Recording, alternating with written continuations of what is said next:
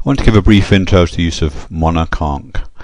So once you've opened the software, then we need to load some corpus, which is a set of text files, and here I'll use this time corpus. We don't need to let this tag collection routine run because we're not looking for part of speech tags. As you can see, there's some kind of annotations here about the source of the data, and there's some kind of indications of paragraphs and so on. So it's not really designed as a corpus, it's kind of, but it does have some tags which we can make use of. So once we have the corpus loaded, we set this as one file, then we can do a search, and there's more complicated searches, but here we just have a simple text search box, and so we can type in a word or a phrase, and we'd also use some wildcard characters as indicated down here. So let's go ahead and use this search for find.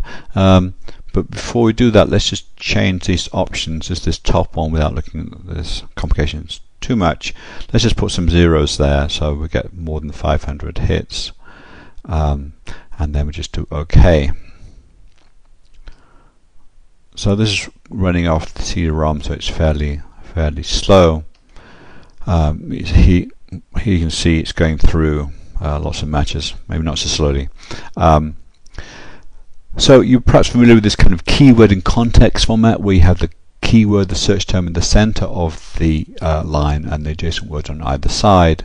So this is a bit odd in a way, but it helps us to identify patterns kind of visually. So I think we have another example, so let me just cancel that. So we have then 11,000 matches.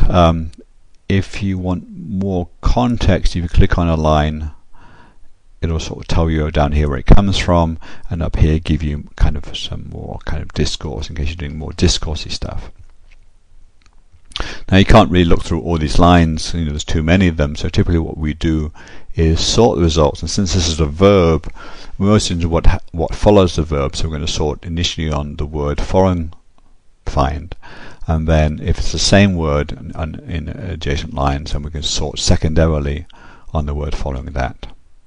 So we get this kind of information here. We have there some punctuation down here. These are just quote marks. In fact, the quote marks have been rendered as this kind of standardized format, a bit like HTML tag. So the order is punctuation, and then numbers, and then letters. So scrolling down, we have finder. Find a buyer, and so on. So we can scroll through. The red indicates that it's kind of frequent. These are kind of frequent words. So might is kind of fairly frequent occurring with find. So you can scroll through and you get some sense of the patterns involving find. So find a job is a kind of common sequence. Again, there's quite a lot of things to scroll through, but you can scroll through quite quickly, and if there is a pattern, it should stand out visually. But then we can also get another view of the data by looking at the colloquial frequency.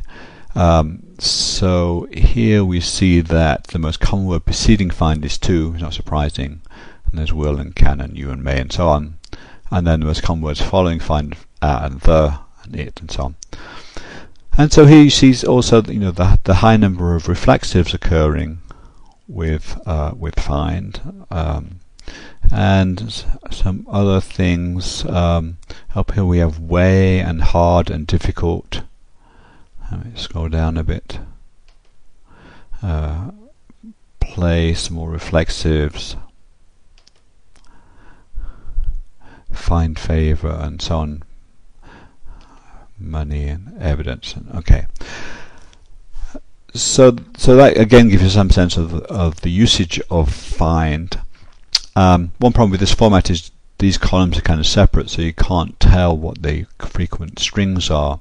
So if I go back to concordance lines and go to advanced collocation, then I could sort of say show me all the strings involving find, which are most common strings of 3 words or 4 words or whatever.